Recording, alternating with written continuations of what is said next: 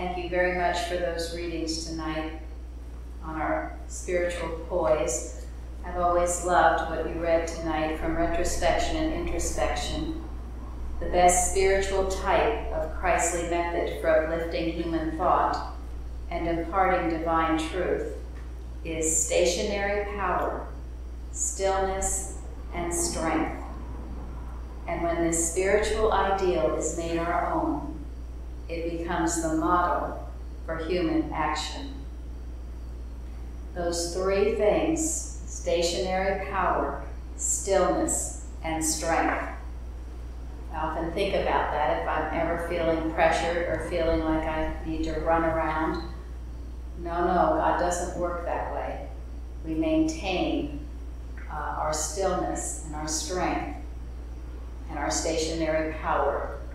This is how we listen to God, how we can hear His voice, because we can't hear Him. Rushing around smartly is no proof of accomplishing much, as Mrs. Eddy says. In this week's lesson, in James, the book of James, it says, "Be patient, therefore, brethren, unto the coming of the Lord. Behold, the husbandman waiteth for the precious fruit of the earth, and hath long patience for it, until he receive the early and latter rain." A few years ago, we had planted actually many trees and shrubbery and plants in our yard, and I was really anticipating in the spring the beautiful flowering of these plants. And much to my dismay, when spring came, the winter was over. It had been a fairly harsh winter. Not only didn't the plants bloom, they weren't looking too good. And it was upsetting to me. I thought, goodness, well, maybe there's something wrong with these plants. Maybe we need to pull them all up and plant something new. I was expecting some beautiful flowers. And the wise gardener, who had done some of the planting, said that I needed patience, that these plants needed to get established, that their roots had to grow deep, and just to wait, and let God work, let the rain and the sun, as this verse says, do its job. And so I did, and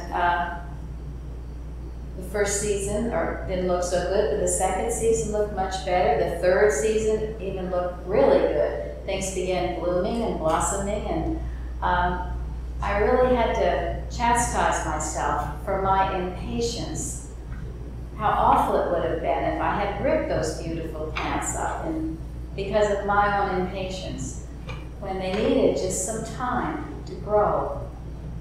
Now, we can certainly apply this to our lives. If we get impatient with maybe someone that we think should be turning to the truth and maybe isn't doing it on our time schedule, well, we need to let God work. We need to have that patience to be that example of stationary power, stillness, and strength. And let that person grow at its own pace. Sometimes impatience can ruin what God is working on. Or perhaps you are impatient because your healing hasn't come when you feel it should. Well, maybe there are more lessons to learn. Certainly there are. There are always lessons to learn. As was given tonight about the blessings from pain. That seems like a hard lesson, but there are always blessings. And we must accept how God works in our life and embrace these experiences and know that their purpose is to get us closer to God. So we continue on with patience with ourselves. We don't get frustrated because we don't understand the whole textbook all at once. No, patience. Each day you learn more, and as you learn more, you can demonstrate more. Such an important quality to have this patience. Many things can be ruined prematurely when we don't wait on the Father and let His unfoldment come to pass. So I'm very grateful for this lesson this week. Beautiful lesson, for those beautiful readings.